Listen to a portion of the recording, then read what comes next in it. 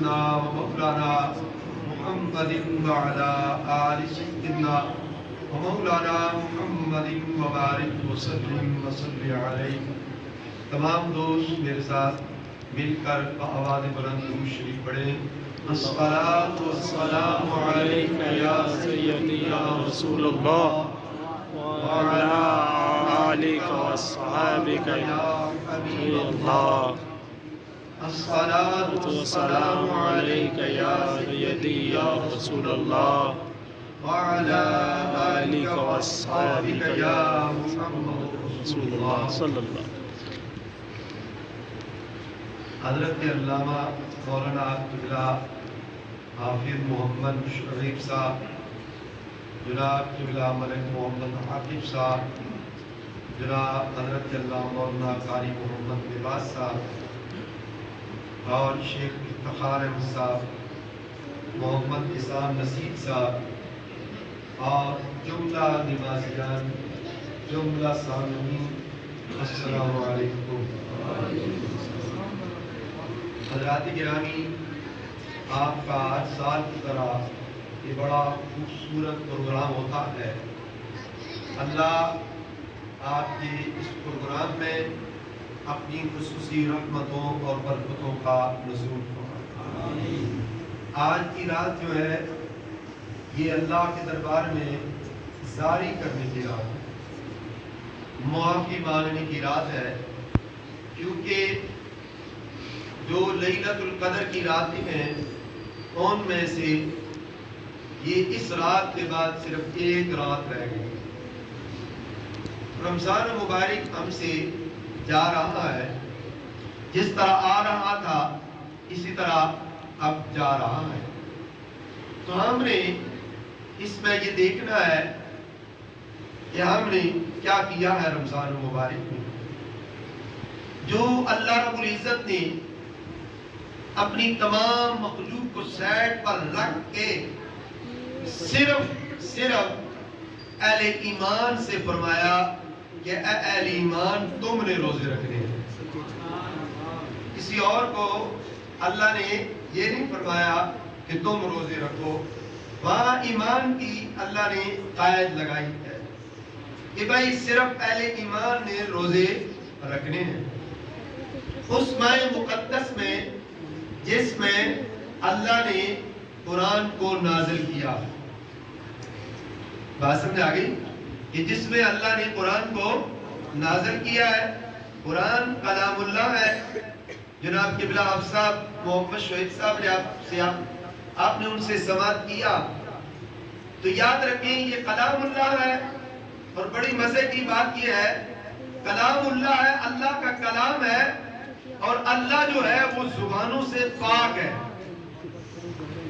جس طرح کی عربی کی زبان ہے، انگلش ہے، اردو ہے، پنجابی ہے، پشتو ہے، ان زبانوں سے اللہ پاک ہے. ان تمام زبانوں سے اللہ پاک ہے. لیکن جب اللہ نے چاہا کہ میں اپنا کلام اتاروں، اپنے پیارے حبیب سے ہم کلام ہو جاؤں، تو اللہ نے یہ دیکھا کہ میرا معبود جو ہے جن میں رہتا ہے اور میرا معبود کون سی زبان بولتا ہے، تو اللہ نے اپنے کلام کو زبان عربی کا لباس پہنا کر اپنے پیارے حبیب سے مخاطب ہو گیا. سبحان اللہ. اپنے پیارے حبیب سے اللہ مخاطب ہوا کہ اب اللہ اپنے پیارے حبیب سے ہم کلام ہو رہا ہے. بات سمجھ آ گئی.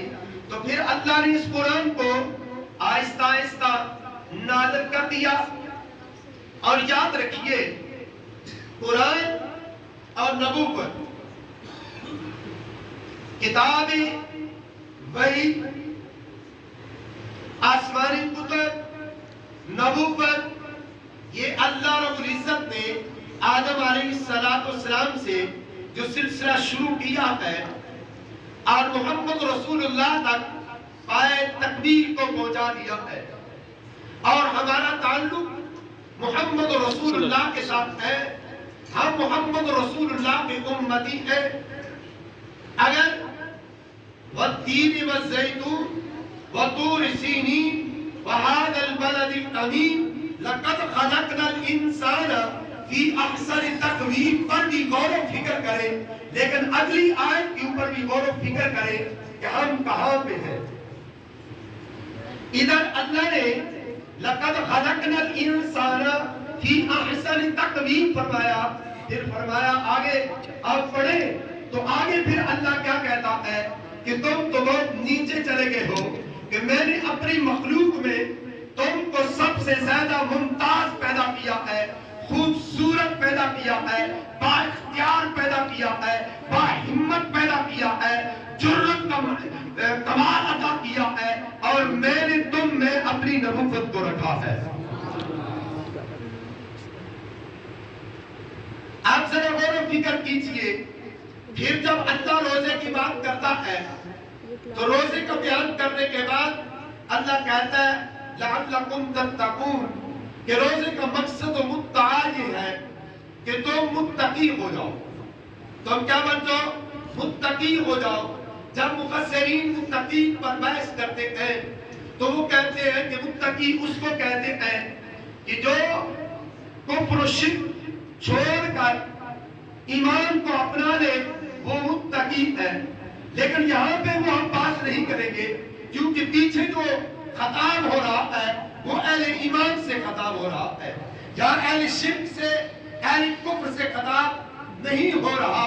تو آگے ذرا غور و فکر کیجئے، پھر اس کی تعریف یہ بنتی ہے کہ وہ بندے جو کبیرہ گناہوں کو چھوڑ کر اللہ کی طرف رجوع کرتے ہیں وہ متقی ہو جایا کرتے ہیں۔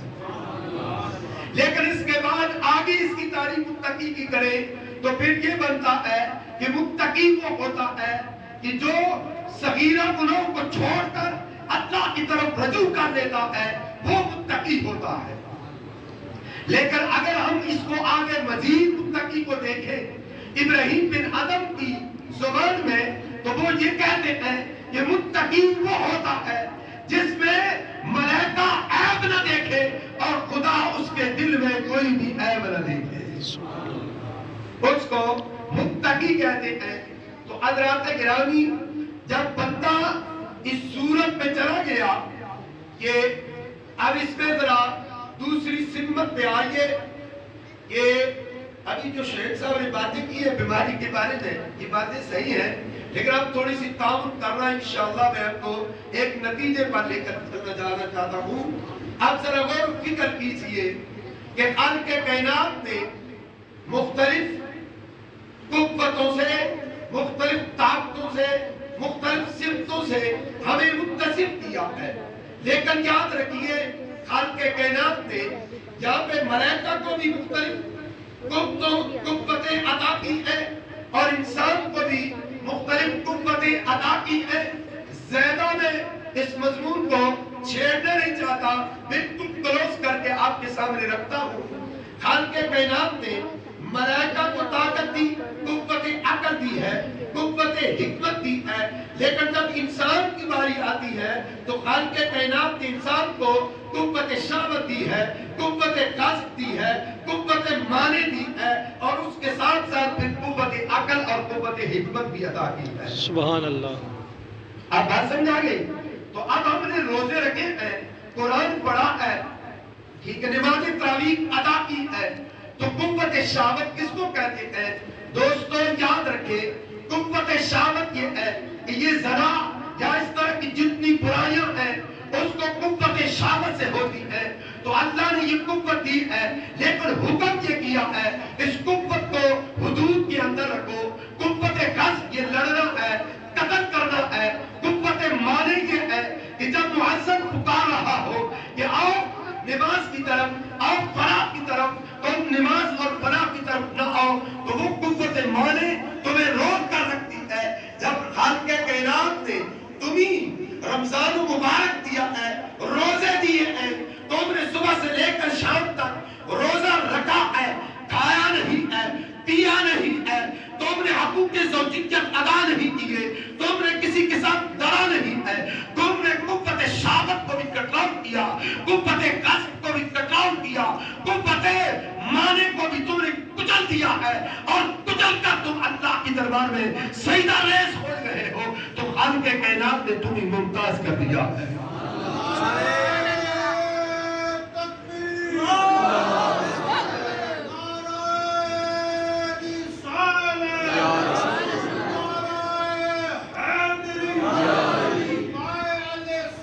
اب ذرا اس کی ایک اور سمت دیکھیے تاکہ ہم اس مضمون کو اچھی طرح سمجھ لیجیے. حضرات گرامی، یہ کبھی نہ سمجھنا کہ میں ابھی نماز پڑھنے آیا ہوں، ابھی میں نے روزے رکھے ہیں، ابھی میں نے سجدے کیے ہیں، ابھی میں نے قرآن پڑھا، ابھی میں نے قرآن پڑھایا، میں بڑے کمال کو پہنچ گیا ہوں. یہ بھول جاؤ، یہ بھول جائیے. شب قدر کی رات ہے. خالق کائنات نے قرآن میں ایک بڑا واضح قانون دیا ہے. وہ قانون کیا ہے؟ خالق کائنات نے قانون دیا وَلَنَبْلُوَنَّكُمْ بِشَيْءٍ مِنَ الْخَوْفِ وَالْجُوعِ وَنَقْصٍ مِنَ الْأَمْوَالِ وَالْأَنفُسِ وَالثَّمَرَاتِ وَبَشِّرِ الصَّابِرِينَ الَّذِينَ إِذَا أَصَابَتْهُمْ مُصِيبَةٌ قَالُوا إِنَّا لِلَّهِ وَإِنَّا إِلَيْهِ رَاجِعُونَ. آپ ذرا غور و فکر کیجئے. اہل علم کو علم ہے کہ وَلَنَبْلُوَنَّكُمْ میں نون تاکید ثقیلہ ہے کہ ضرور پر ضرور. یہ خالق کائنات کہہ کے آتا ہے کہ ضرور پر ضرور تمہیں میں آزماؤں گا.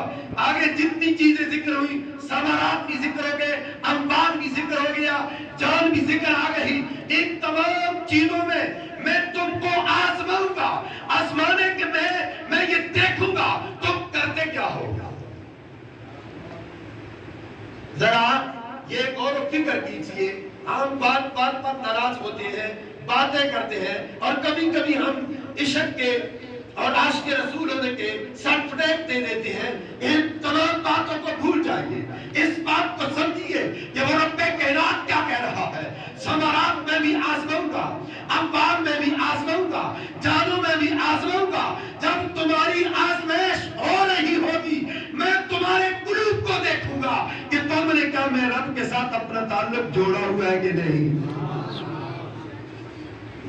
اس کو اب آئیے اس کی ایک اور صفت بھی دیکھیے کہ مکہ